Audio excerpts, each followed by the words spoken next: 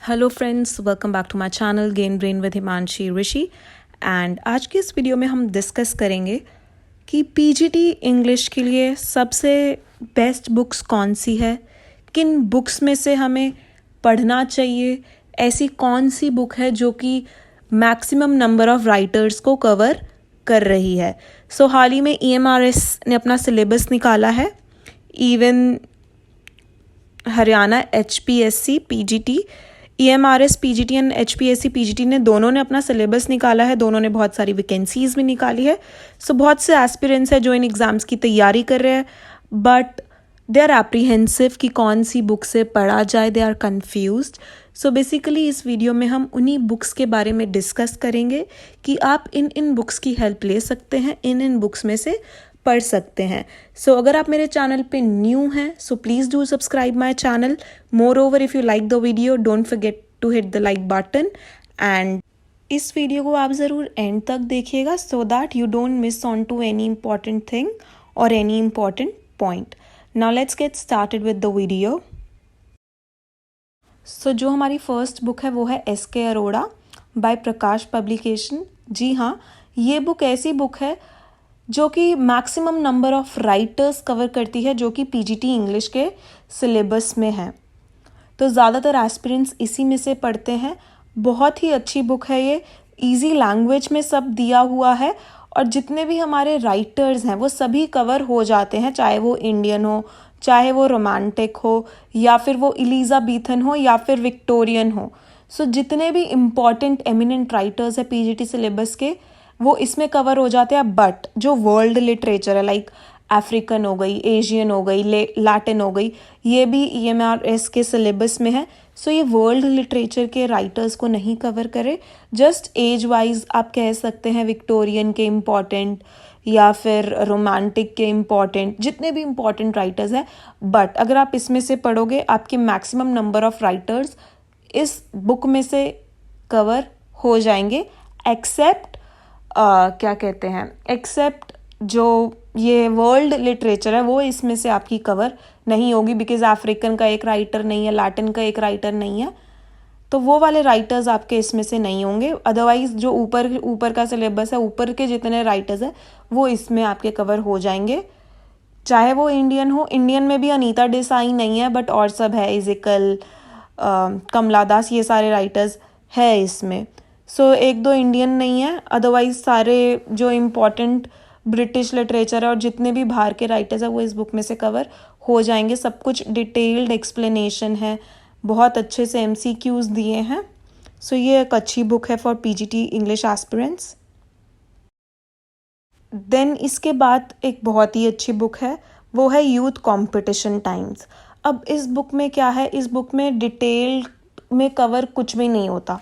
सो आप इस बुक को आप तभी पढ़िएगा जब आप अपने अच्छे से राइटर्स पढ़ लो, बिकॉज़ ये एक ऐसी बुक है जिसमें 10 इयर्स के सारे ही क्वेश्चंस होते हैं हर एक राइटर के। फॉर एग्जाम्पल, जैसे कि इस बुक के फर्स्ट ही राइटर है हमारे शेक्सपियर, तो शेक्सपियर पे पिछले 10 सालों में जितने भी क्वेश्चन आए हैं, सो आपको 300, 400, 500 सारे क्वेश्चन इस बुक में देखने को मिल जाएंगे।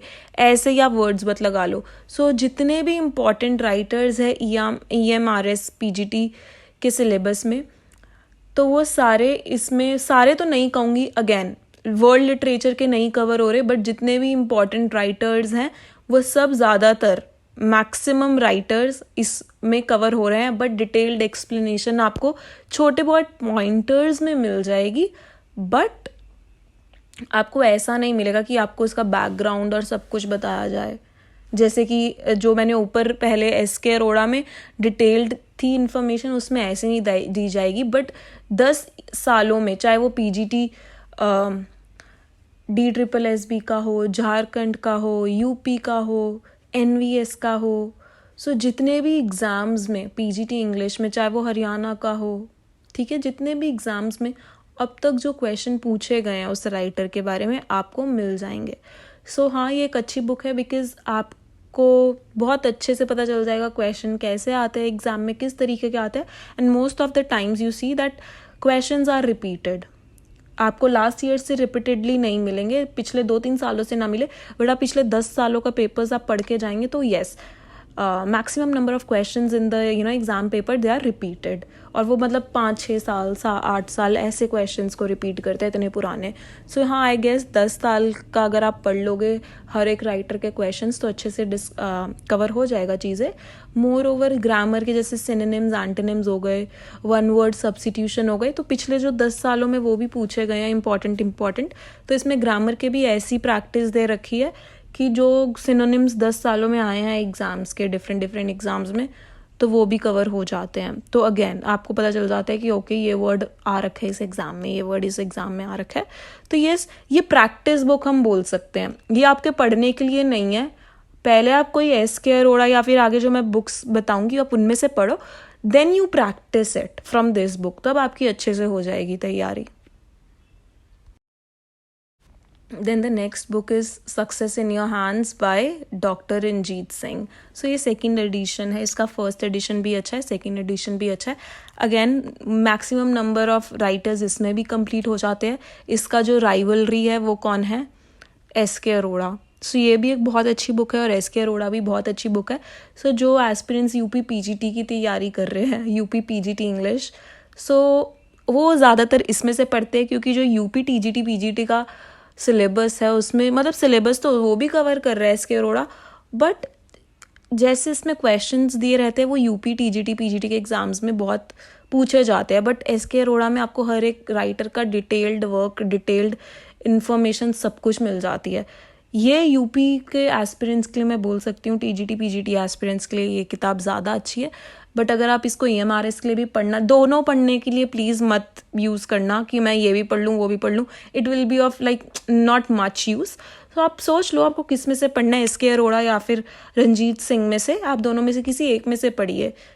सो जो यूपी के एस्पिरेंट्स है they mostly study from this book, क्योंकि ज़्यादातर जो यूपी का पीजीटी का है वो मोस्टली इसी बुक में से आता है. मैं ये नहीं कहूँगी इसी बुक में से आता है, बट ये वैसे ही क्वेश्चंस देते हैं जैसे एग्ज़ाम में पूछे जाते हैं या प्रीवियस ईयर के जैसे पूछे जाते आ रहे हैं. Then this is the book जो कि वर्ल्ड लिटरेचर के लिए अच्छी है.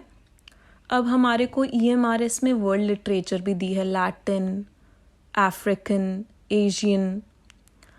तो अब वो सब कहाँ से पढ़े? उसके लिए तो हमें कोई ऐसी ही किताब पढ़नी पड़ेगी जिसके अंदर पूरा वर्ल्ड, अब आपको ऐसी किताब कहीं नहीं मिलेगी जो कि सिर्फ अफ्रीकन लिटरेचर की हो, जो कि सिर्फ मतलब एशियन के लिए आप अलग किताब खरीदो. सो एक पूरी वर्ल्ड लिटरेचर है, क्योंकि कहीं जगह आपको ऐसे दे दिया जाता है जैसे कि HPSC में लिख देते वर्ल्ड लिटरेचर. तो जितने भी राइटर्स है, बेसिकली इसका जो फर्स्ट पेज भी मैंने इस पिक्चर लेके लगाया है, this is in volume 1. So volume 1 जितने भी A to C राइटर्स हैं उनको कवर कर रहा है, वॉल्यूम 2 D to J. सो ऐसे 4 वॉल्यूम्स में पूरे A to Z तक या फिर A to Z तक सारे ही राइटर्स कवर हो रहे हैं. वर्ल्ड लिटरेचर है, इसमें सभी ही वर्ल्ड के जितने भी एमिनेंट राइटर्स हैं इस बुक में कवर हो जाते हैं. सो मेरा एक टेलीग्राम का चैनल है, उसके अंदर मैंने इस बुक की पूरी PDF भेजी है. काफ़ी 1000 पेजेस की है, 1-2 हज़ार पता नहीं 3000 पेजेस की है वो किताब. सो अगर आप चाहते हैं कि आप इस बुक का एक्सेस ले सकें तो आप मेरा टेलीग्राम चैनल ज्वाइन कर सकते हैं. आप देखिएगा, रोल करिएगा, ऊपर आपको दिख जाएगी ये बुक. और भी मैंने बहुत सारी उसमें PDF लिटरेचर के डाल रखे हैं अलग अलग बुक्स के. सो अगर आपको लगे आपको ये बुक पढ़नी है तो आप मेरा टेलीग्राम चैनल ज्वाइन कर सकते हैं. मोर ओवर मैं जितने भी अपने राइटर्स की वीडियोस बनाती हूँ या फिर मैं जितने भी अपनी वीडियोस डालती हूँ यूट्यूब चैनल पे, उसका PDF फाइल मैं अपने टेलीग्राम चैनल पे उसके बाद डाल देती हूँ 2 से 4 दिन बाद. सो येस, वर्ल्ड लिटरेचर के लिए काफ़ी अच्छी है. इसमें आपको अफ्रीकन के जितने भी राइटर्स हैं, सो मैं बता देती हूँ इसमें कैसे दिया हुआ है. आपको इम्पॉर्टेंट राइटर दिए हैं, उसका बैकग्राउंड दिया है, देन उसके सारे इंपॉर्टेंट वर्क्स दिए हैं. अब आपको इसमें ठीक है कोटेशंस भी दी होंगी इंपॉर्टेंट, बट हमें वर्ल्ड लिटरेचर के लिए इंपॉर्टेंट कोटेशंस नहीं पढ़नी है. हमें सिर्फ इंपॉर्टेंट राइटर्स पढ़ने हैं और उनके क्या क्या काम है बस वो पढ़ने के क्वेश्चन वैसे ही आएंगे. ठीक है, इसका NVS जैसा ही डिट्टो सिलेबस है. ऐसे ही लास्ट टाइम क्वेश्चन आया था, 4 काम दे दिए थे, चिनुआ एचबे का इनमें से कौन सा काम है। तो आपको ऐसे ही वर्क्स दिए जाएंगे, तो आपको ऐसे ही क्वेश्चन एग्जाम में दिए जाएंगे फ्रॉम द राइटर्स वर्क्स। तो इसमें आप बस इम्पॉर्टेंट राइटर्स देख लीजिए और उनके क्या क्या काम है, this is more than sufficient. और जितने भी ऊपर के राइटर्स हैं जिनका नाम दिया, लाइक शेली, वर्ड्सवर्थ, इलियट तो आई गेस नहीं है, बट जितने भी है जैसे शेक्सपियर, इनको आप डिटेल स्टडी करके जाइए जिनके इम्पॉर्टेंट नाम दिए हैं। जो नेक्स्ट बुक है वो है Lucent's. This is for basically grammar, English grammar. मुझे ग्रामर की सबसे अच्छी बुक यही लगती है। ठीक है, कहीं लोग पैरामाउंट में से पढ़ते हैं, कहीं लोग SP बख्शी, बट ये सबसे मुझे बेस्ट लगती है। स्पेशली आप हिंदी इंग्लिश टू हिंदी वाली बुक लीजिए।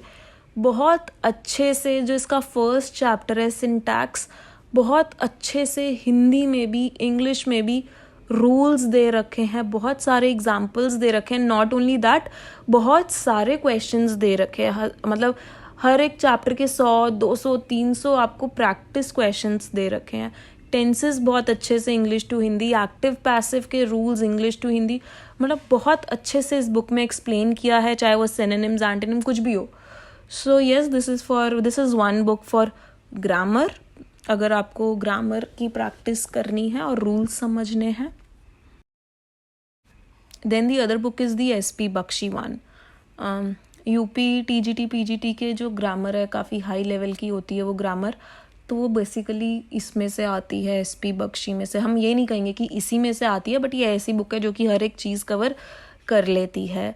बट जो इसके सिनोनिम्स, एंटोनिम्स है ना, वो बहुत अच्छे पढ़ने लायक है। हर एक चीज़ इन्होंने सिनोनिम्स, एंटोनिम्स इसमें कवर कर रखे हैं। सो अगर आपको ग्रामर के रूल्स समझने हैं वो आप ल्यूसेंट में से पढ़िए। अगर आपको synonyms, antonyms, one word substitution अपने स्ट्रॉन्ग करने हैं तो उसके लिए ये बुक अच्छी है। सो इस वीडियो में बस इतना ही था। आई होप आपको ये वीडियो वैल्यूएबल लगी हो। अगर लगी हो तो please do let me know in the comment section. Thank you so much for watching the video, और अपना फीडबैक ज़रूर दीजिएगा इस वीडियो के बारे में। Thank you so much, have a great day.